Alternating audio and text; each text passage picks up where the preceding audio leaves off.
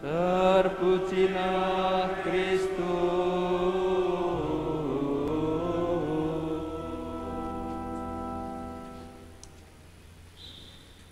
Teman-teman yang terkasih, sebagai seorang pribadi, saya pernah bertanya juga pada diri saya, apakah Allah itu ada? Pernah itu muncul pertanyaan itu. Juga pertanyaan mengenai kalau nanti aku ini mati, lalu akan ada apa dengan diriku ini? Apakah selesai begitu saja atau ada lanjutannya? Teman-teman, hari ini kita mengingat Yon Romo Mariono Timang yang sudah mengisi hidup kita. Semua yang ada di sini pasti datang karena pernah bertemu Romo Mariono, bekerja bersama dia, berpikir bersama dia, bertempur bersama dia, dan ngedan bersama dia. Ya. Makasih teman-teman datang pada siang hari, Mas Ferdi, Mas Dadut, teman-teman dari Bongsari, para suster, teman-teman semua.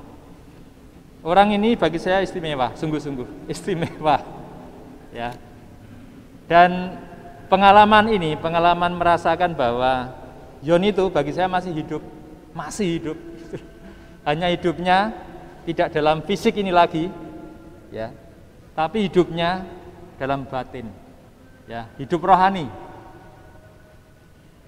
Ingatan akan dia tidak kering, dan selama ingatan itu tidak kering, dia bersama kita yang masih berziarah di bumi ini. Suatu saat kita akan ke sana juga, tenang saja, kita akan ke sana juga.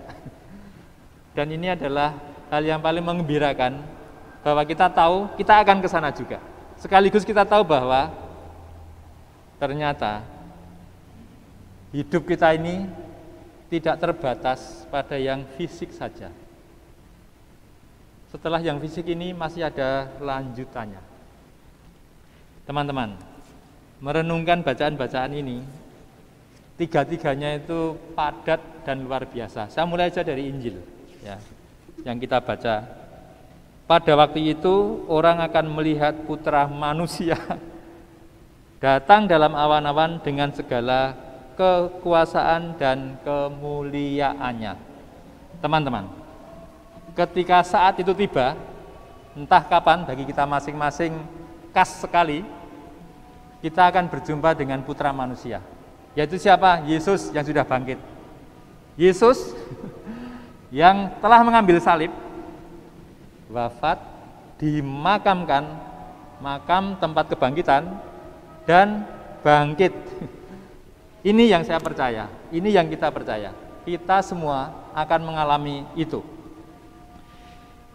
Dan pada waktu itu pun ia, Putra Manusia itu, akan menyuruh keluar para malaikat-malaikatnya dan akan mengumpulkan orang-orang pilihannya dari keempat penjuru bumi, dari ujung bumi sampai ujung langit. Semuanya akan dikumpulkan. Bacaan pertama juga sangat indah, Daniel, ya, nubuat Daniel. Pada waktu itu juga akan muncul Mikael, pemimpin besar itu yang akan mendampingi anak-anak bangsamu, ya. Dan akan ada suatu kesesakan yang besar. Apa itu? Bagi saya jelas sekali, yaitu kematian fisik saya. Itu adalah kesesakan yang besar, itu adalah matahari yang gelap, itu adalah bulan yang tidak bercahaya lagi. Tetapi pada waktu itu bangsamu akan terluput, yakni barang siapa yang didapati namanya tertulis dalam kitab itu. Dan banyak dari antara orang-orang yang telah tidur dalam debu tanah akan bangun. Yaitu apa? Yang mati akan bangkit. Sebagian untuk mendapat hidup kekal, sebagian lagi mengalami kehinaan atau kengerian kekal. Dan saya tertarik dengan yang ini. Dan orang-orang bijaksana akan bercahaya seperti cahaya cakrawala, memberi arah itu. Dan yang telah menuntun banyak orang kepada kebenaran seperti bintang-bintang, tetap untuk selama-lamanya. Teman-teman, dari nubuat Daniel ini saya akan mulai bercerita tentang teman kita, Pak D kita, Romo Mariono, Yon atau Timang. Saya merasakan bagaimana Yon, Romo Mariono atau Timang telah menuntun banyak orang kepada kebenaran seperti bintang-bintang. Saya tahu itu, ya. Banyak sekali teman tuh yang tercerahkan ketemu Yon ini. Kenapa tercerahkan? Begini. Ketika berkarya sebagai pastor kepala di paroki Blok H Jakarta, Yon saya tahu menginisiasi Credit Union CU. Dia melihat bahwa umat Kristiani perlu mengembangkan diri secara utuh, baik spiritual maupun sosial, ekonomi juga. Iman yang nyata mewujud dalam hidup sehari-hari. Melalui Credit Union, gereja bisa memperhatikan dan mendampingi sahabat-sahabat yang secara ekonomi masih sangat lemah untuk menjadi pribadi yang lebih bermartabat melalui kerja. Credit Union terbukti mendukung para wirausahawan kecil yang membutuhkan dukungan modal sekaligus dukungan tata kelola keuangan yang lebih baik. Teman-teman, hati dan kepala Yon itu, Romo Mariono itu, kurang lebih isinya seperti itu. Ya. Ketika mulai di Bongsari sama itu, dia ketemu saya dan mulai cerita. Orang yang selalu ingin membantu setiap orang untuk menjadi bermartabat, mandiri, dan murah hati. Dalam banyak kesempatan, Yon menyampaikan refleksi pribadinya atas situasi umat dan masyarakat pada umumnya. Dia memanggil saya Sun. Sun, aku lihat banyak umat merasa miskin, padahal tidak miskin. Itu tesisnya seperti itu. Merasa tidak mampu, padahal sesungguhnya mampu. Mereka kurang murah hati karena merasa tidak punya. Kurang murah hati karena merasa tidak punya. Saya bertekad dan saya yakin saya bisa untuk menunjukkan bahwa mereka itu mampu, mereka itu berkelimpahan, dan mereka bisa murah hati. Itu seperti itu kalau ketemu dengan saya, isinya seperti itu. Caranya bagaimana? Dia bilang, saya mulai dengan murah hati. Jadi dia sendiri itu selalu murah hati. Contoh, Mudika atau OMK mau mengadakan acara apapun atau jambore waktu itu atau camping dan kurang dana, Yon akan bilang, kamu punya berapa? Kurangnya saya tambahi. Selalu begitu. Dia juga pernah menghubungi saya, Sun, nanti akan ada anak-anak muda itu mengajukan proposal, tolong kamu bantu. Ya, saya tahu maksudnya. Jadi supaya dia juga melibatkan orang, ya, supaya ketemu dengan orang lain. Untuk apa? Untuk maju, untuk mensyukuri kemampuannya, untuk mensyukuri kelimpahan hidup rahmat yang sudah diterimanya. Dan dia juga bilang, kalau kurang saya tutup, kalau perlu undang mudika lain dari paroki lain itu untuk mengadakan acara bersama. Itu melibatkan seperti itu. Ajak mereka jambore, kalau ada kesulitan kita cari. Secara pribadi, saya sangat terinspirasi dengan pendekatan Yon semacam ini. Kemurahan hati selalu melahirkan kemurahan hati. Tidak mungkin tidak. Kemurahan hati itu hanya bisa melahirkan kemurahan hati. Setelah beberapa tahun membangun dan memberdayakan umat, Yon bilang, lihat Sun, yang semula merasa diri miskin, ternyata berkelimpahan. Dulu, kolektor paroki sangat rendah. Tetapi sekarang umat menjadi murah hati. Teman-teman, bukan masalah uangnya, tapi apa? Tentang kemurahan hatinya. Anak-anak muda bersemangat untuk membuat kegiatan bermutu. Kepala Yon itu selalu di situ. Levelnya itu level bermutu, sangat kritis. Kadang-kadang membuat telinga merah juga. Sebagai imam Yesuit, Yon ini memiliki pandangan jernih.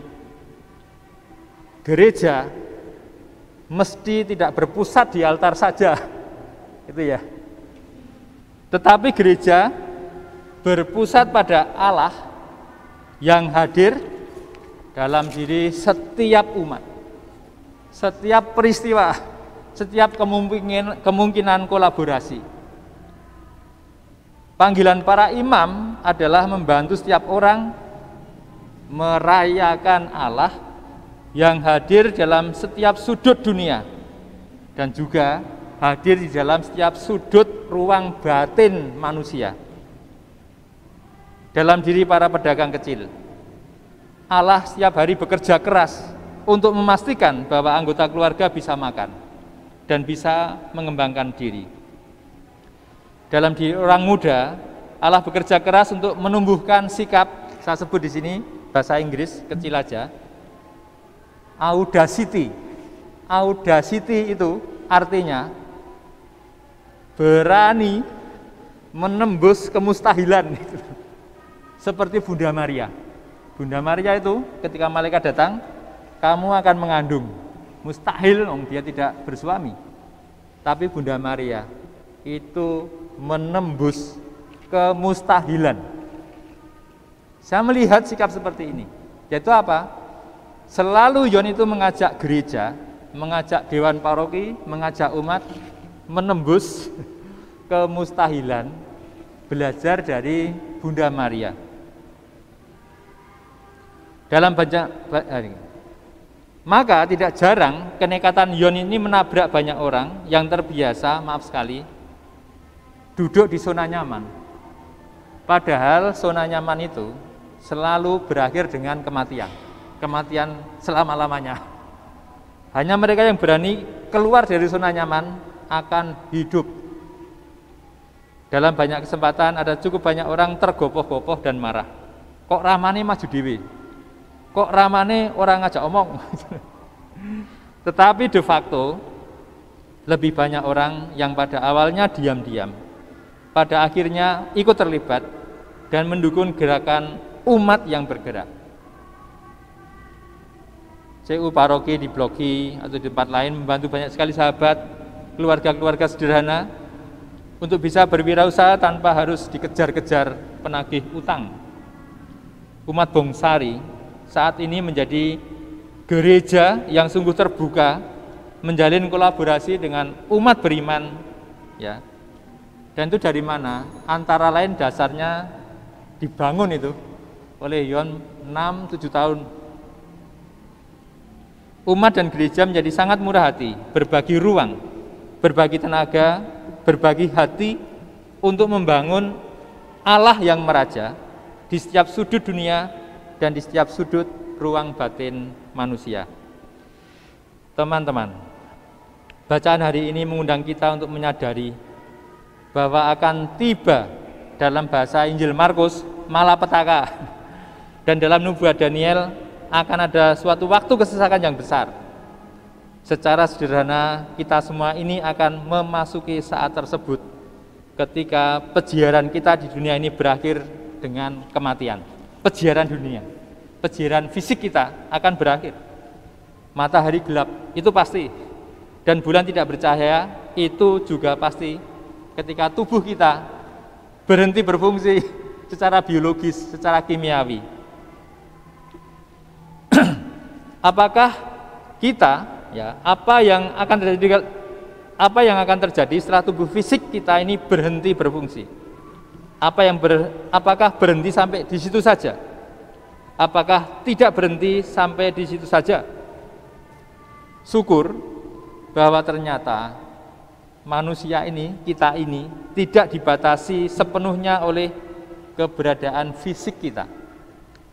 ada yang lebih dari fisik, yaitu realitas rohani, realitas batin yang ternyata tidak dibatasi oleh yang semata-mata fisik. Hari ini kita mengenangkan hidup Yon Romo Mariono, dan bagi saya, dan lebih lagi bagi Simbok, Mas Adin, Mas Tri, Mas Joko, Mas Marioto, Mariati, ingatan akan Timang masih sangat hidup.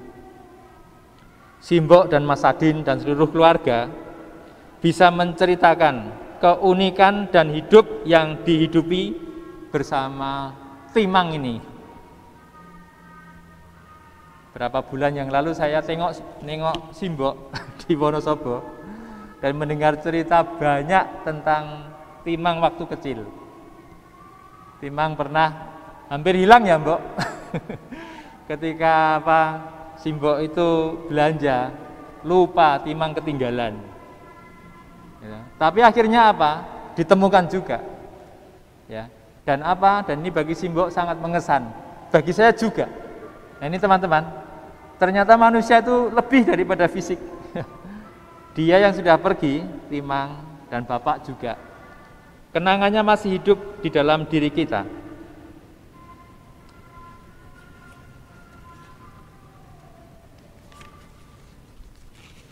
Teman-teman, hari ini ya kita sebagai orang Kristiani merayakan Ekaristi. Dan kita tahu dari mana asalnya Ekaristi. Perjamuan akhir, itu ya. Yesus membasuh kaki para murid. Setelah itu ke Getsemani. Bapa, kalau bisa supaya ini lewat, piala ini. Tapi bukan kehendakku, kehendakmu yang terjadi. Dan Yesus memeluk kehendak Bapa.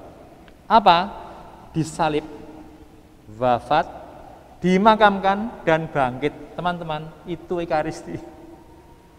Kita setiap hari, setiap minggu khususnya merayakan Ekaristi. Yaitu merayakan salib, merayakan kematian kita terhadap kepentingan diri, cinta diri dan semacamnya. Untuk bangkit bersama Allah. Bagaimana supaya hidup kita berlanjut menjadi hidup bersama Allah? Caranya sudah ditunjukkan oleh Yesus, Maria dan Santo Yosef. Yesus memutuskan untuk mengambil salib, dan karenanya wafat, dimakamkan dan bangkit. Hanya ada satu jalan untuk mengalahkan kematian. Mengalahkan kematian tadi, yaitu ambil salib. Ya, matikan kepentingan diri sendiri seperti Yesus sudah melakukannya. Teman-teman ingat Bunda Maria dan Santo Yusuf toh? Mereka berdua itu sudah manggul salib, sudah memikul salib sebelum anaknya bawa salib. Nah, disinilah keluarga itu luar biasa. Sebelum Yesus memanggul salib, Maria sudah memanggul salib. Setelah Yesus disalibkan, Maria masih memanggul salib. Ya, lihat itu loh, maka Bunda yang berduka cita itu luar biasa. Sama Simbok, sama kita semua. Kita juga memanggul salib, kehilangan Romo Mariono, kehilangan saudara-saudara dekat kita. Kita bisa meneladan pribadi yang luar biasa, Bunda Maria, Santo Yusuf, yang dianugerahkan kepada seluruh umat manusia, yakni bahwa mengambil salib itu mungkin. Maria berani menembus yang mustahil, dan itu dianugerahkan padanya. Kita juga diajari untuk berani menembus hal-hal yang mustahil. Terakhir, dari mana Romo Mariono mendapat seluruh spirit yang sedemikian kokoh? Menarik sekali kalau kita ketemu pribadi itu. Pertama-tama dari keluarga. Bapak, Pak Supardi adalah pekerja keras yang setiap hari dengan berani menembus batas. Bapak berjualan es lilin untuk menumbuhkan keenam anaknya, itu ya. Dan itu ada semuanya dalam diri Romo Mariono itu. Simbok adalah juga pekerja keras dan murah hati. Sejak tahun 60 sudah sampai sekarang berjualan kelapa di Pasar Wonosobo. Sekarang selama masa Covid, warung kelapa Simbok tetap buka. Simbok tidak di sana, tapi warungnya buka. Yang membuka siapa? Yang membuka adalah teman-temannya. Ya, teman-temannya yang membuka warung di situ. Mereka sedemikian murah hati dan memperhatikan Simbok. Pertanyaan saya adalah kenapa? Jawabnya jelas. Karena Simbok selalu murah hati dan memperhatikan mereka semua. Bapak dan Simbok setiap hari mengambil dan memanggul salib dengan gembira. Kadang-kadang berat juga. Tetapi teladan hidup itu numusi atau apa ya istilahnya itu ya. Numusi itu apa ya? Membuat sesuatu tumbuh dan hidup dalam diri seseorang, ya. Itu numusi diri Yon dan adik-adik serta para kemenakan serta cucu itu. Syukur atas anugerah Bapak Simbok yang luar biasa, yang saat ini menjadi anugerah bagi kita semua melalui Romo Mariono. Jadi keutamaan Bapak Simbok itu kita serap juga, saya menikmatinya juga lewat Romo Mariono. Yesus bersabda, pada waktu itu orang akan melihat Putra Manusia datang dalam awan-awan dengan segala kuasa dan kemuliaannya. Dan pada waktu itu pun ia akan menyuruh keluar malaikat-malaikatnya dan akan mengumpulkan orang-orang pilihannya dari keempat penjuru bumi. Dan dari ujung bumi sampai ujung langit. Seperti juga dinubuatkan oleh Daniel, dan banyak dari antara orang-orang yang telah tidur dalam debu tanah, artinya mati, akan bangkit, akan bangun, artinya bangkit. Sebagian mendapat hidup kekal, sebagian mengalami kehinaan, kengerian yang kekal. Dan orang-orang bijaksana akan bercahaya seperti cahaya sakrawala, dan yang telah menuntun banyak orang pada kebenaran seperti bintang-bintang tetap untuk selama-lamanya. Romo Romualdus Mariono Serikat Yesus Timang Yon sudah menyelesaikan peziarah di dunia sama seperti Bapak, dan pastilah mereka bersama seluruh anggota keluarga kita masing-masing yang sudah menerima anugerah kegembiraan hidup abadi bersama Allah, yang sudah menyertai seluruh perjalanan hidup mengambil salib, membantu, mencerahkan, dan menggerakkan sesama.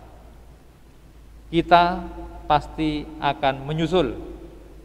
Kapan waktunya kita tidak tahu. Yang pasti kita harus lakukan adalah meneladan mereka dalam keberanian untuk menembus yang mustahil. Sama seperti Bunda Maria, keberanian mengambil salib, karena percaya melalui salib kita dituntun masuk kebangkitan. Teman-teman, saya ingin sungguh-sungguh bersyukur atas hidup Yon, juga keluarga kita, karena bertemu dengan dia, saya tercerahkan.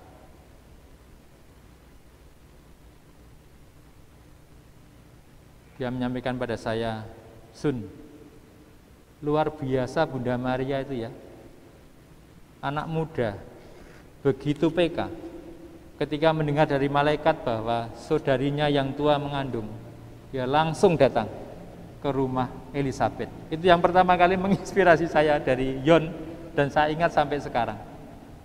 Yang kedua, saya cerita, saya itu suka sekali membaca bukunya Dalai Lama, ya, seorang biksu yang luar biasa. Dan saya cerita pada Yon, dan dia komentar, itulah Sun, untungnya jadi orang Kristiani. Boleh membaca apa saja dan tidak dosa. Maksudnya membaca apa refleksi-refleksi iman seperti dari Dalai Lama, refleksi Buddhis. Dan itu pun mencerahkan saya. Luar biasa ya komentarnya ya. Dia bisa melihat itu loh, menghubungkan dengan hidup kita. Maka marilah kita syukuri pertemuan kita, perjalanan peziarah kita yang sudah kita lalui bersama Yon dan juga orang-orang yang kita kasihi yang sudah dipanggil Allah, dan mohon rahmat supaya kita diberi keberanian untuk seperti Bunda Maria menembus hal-hal yang mustahil. Amin. Teman-teman yang terkasih, setelah kita disegarkan oleh sabda kabar gembira hari ini, marilah kita berdiri membaharui iman kepercayaan kita.